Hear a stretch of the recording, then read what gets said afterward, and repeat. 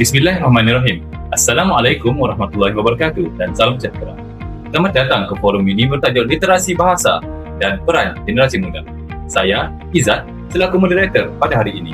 Bersama saya, 5 orang panelis yang hebat, Adib, seorang pelajar sekolah menengah, Hakimi, guru bahasa berpengalaman, Firas, pencipta kandungan digital, Harif, aktivis komuniti, dan Iskandar, wakil ibu bapa.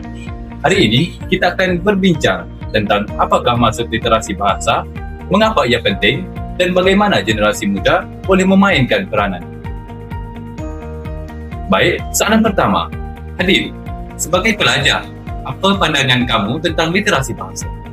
Terima kasih, Izzat. Bagi saya, literasi bahasa bukan sekadar tahu membaca dan menulis, tetapi juga memahami makna, mengungkap idea dengan betul dan berkomunikasi dengan sopan. Di sekolah, kami banyak menggunakan media sosial dan kadang-kadang bahasa jadi singkat dan bercampur. Saya rasa kita perlu lebih sedar tentang kepentingan bahasa yang betul dalam kehidupan harian. Menarik.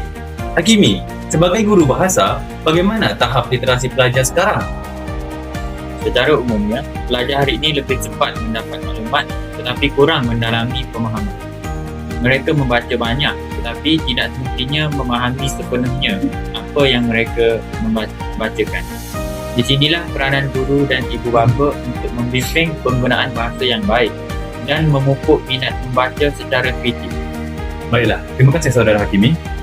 Firas, sebagai seorang content creator, bagaimanakah peranan media digital dalam literasi bahasa? Media digital sangat berpengaruh.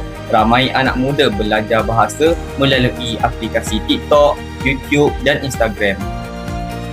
Jika pencipta kandungan menggunakan bahasa yang betul, sopan dan kreatif, ia boleh jadi medium pembelajaran yang sangat berkesan.